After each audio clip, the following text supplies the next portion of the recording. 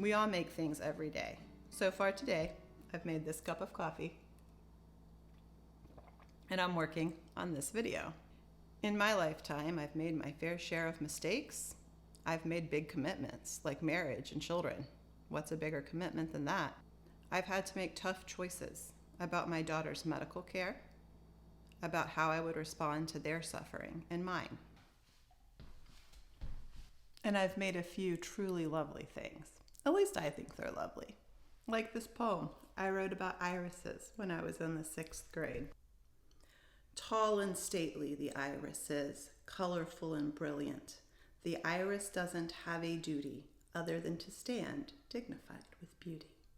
I have a daffodil one too, but you'll have to come back another time for that one. I try to make smiles every day. Some days it's easy, some days it's hard, some days there's no smiles. Did you know that a smile can be an act of creation, of defiance, of hope? We all know that our world's a total mess right now, but when we can do this, a real one, in the midst of our own struggles and battles, even in the middle of circumstances that are beyond our control, it is a truly beautiful gesture, an act of faith and courage.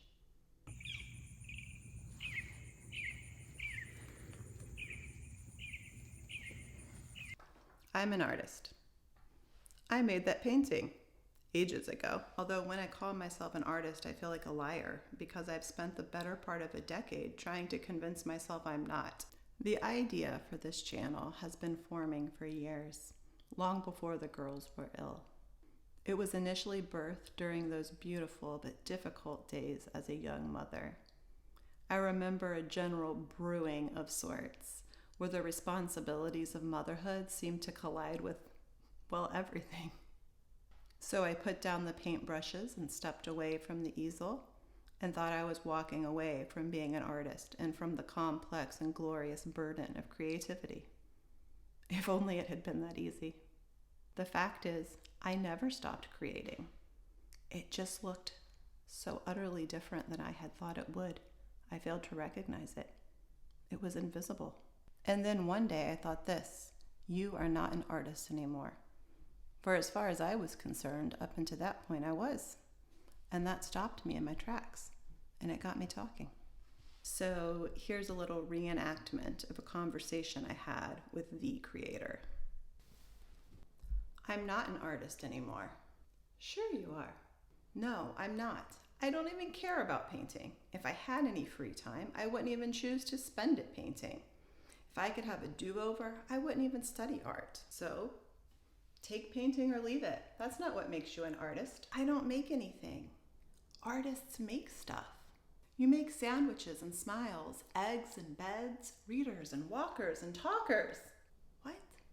You are actively involved in creating with the most capricious, most precious, most exquisite medium there is. Still not following. You make days. What does that mean? You make many choices every day. Your day is made up of your actions, your attitudes, and the creativity you use in your circumstances, in your time. Okay, I think I'm following, but I yelled too much. I'm so tired. Make days. Make each one better. Make each one art. I'm so tired. You are still an artist. I'm really not sure I was ever an artist. You are making days every single day. You are a prolific artist. Oh, I'm so tired. You're going to get up anyways. You're going to do the work anyways. Make it beautiful. Good point. I'm still tired. Just do the best you can. I need to work out.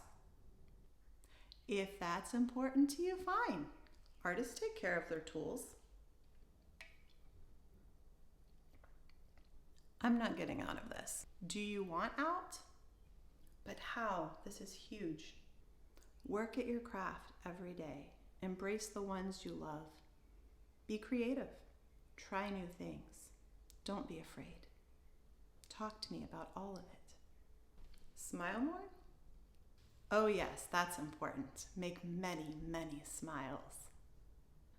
Things often feel impossible. I imagine they do, but they're not. Perfection isn't the point here. Perfection is impossible work. My son did all the impossible work for you. He has freed you from the impossible striving so you can create. Are you using your helper? What helper? I have given you my spirit to help with everything. So you're saying my impossible work has been done for me, and for everything else I have help? Yes. So I'm free? So free you cannot imagine. Creation is the point. No, it's the method. Knowing me and making me known is the point. But creation is quite an excellent way to go about doing just that. Okay, I can do this with help. I'm still tired though. Creativity is well within your abilities. That is how I created you. I wanted you to be like me, so that as you step into these abilities, you encounter me. Not every day will be a masterpiece, but the very act of creation is where my perfect love collides with your reality. These collisions are the source of your art. They reveal truth. So even when I get it wrong, the results can still be beautiful? How is that possible? Redemption. You have chosen the path of redemption, and on this path I make all things new, and I am always working all things together for your good. You may not always see it that way, and you may question my methods. You won't see the beauty at first. But remember, I love you. I have called you by name. You are mine.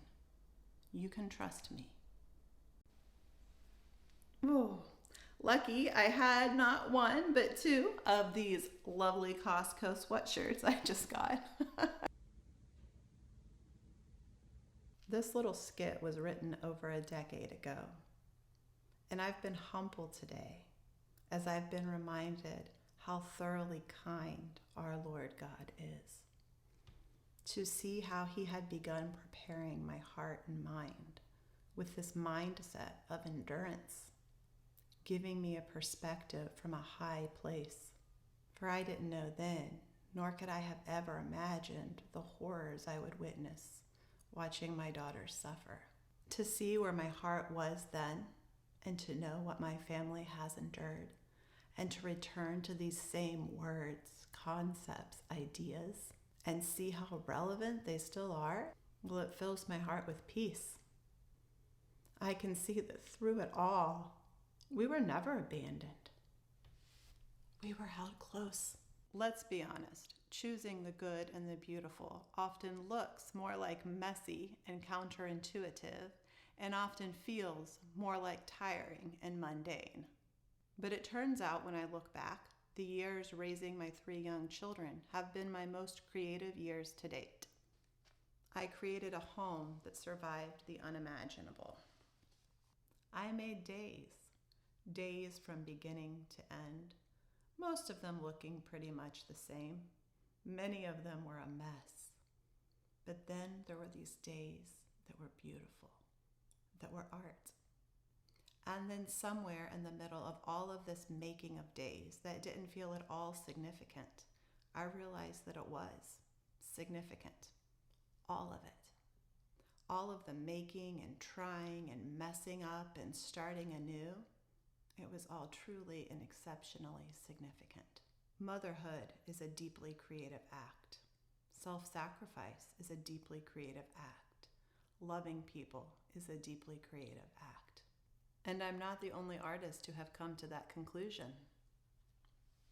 Another artist who loved irises, Vincent van Gogh, wrote, "I feel that there is nothing more truly artistic than to love people."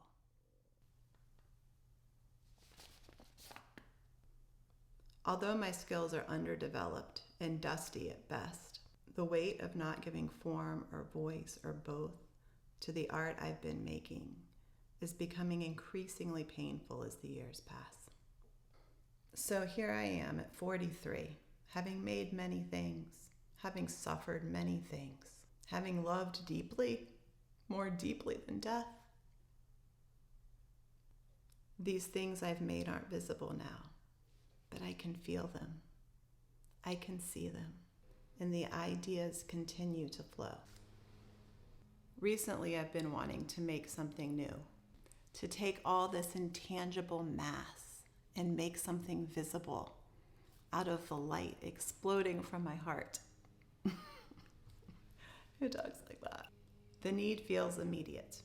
So I'm starting with videos, something I've never tried before, because videos feel immediate. Look. Maybe someday before long, I'll pick up these old brushes again and attempt to capture glory that way. Maybe I won't. But regardless, I've been thinking, maybe I am still an artist. And maybe you're one too, even if you've never considered yourself one before. Because if your strength sometimes surprises you, and if you can identify the beautiful things emerging from the light and shadow that dance around us in every moment, and if you can find a way to tame the chaos and frame what's true, and if you smile at the good and frown at the bad, and sometimes you are very sad, but to that tiger in the zoo, you can still say, poo-poo, then you might be an artist too. Just for fun, comment below if you know what book that quote came from. It was my daughter's favorite. And I hope you are an artist, because the world needs artists more than ever now.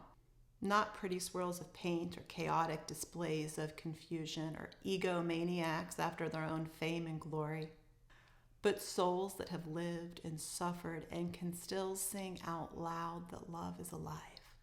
Hearts that have not forgotten the pathways to the garden of peace and beauty. Hearts that know where the darkness gives way to form. So, here's to our intentional pursuit of recognizing the capacity that each day holds, to acknowledging our creative creator, and to cultivating, reflecting, and sharing all the beautiful, implausible, even harrowing circumstances that he is leading us through toward him, toward light. Here's to declaring the value in the mundane as well as the glorious, and to discovering new ways of showing our spirit, his spirit, to the audiences that matter most, our God, our families, and our communities. Whether you are writing a song or typing an expense report or swirling paint or making a peanut butter and jelly sandwich, I really want to know what you're making today. Please tell me in the comments below. Okay, lots of love till next time.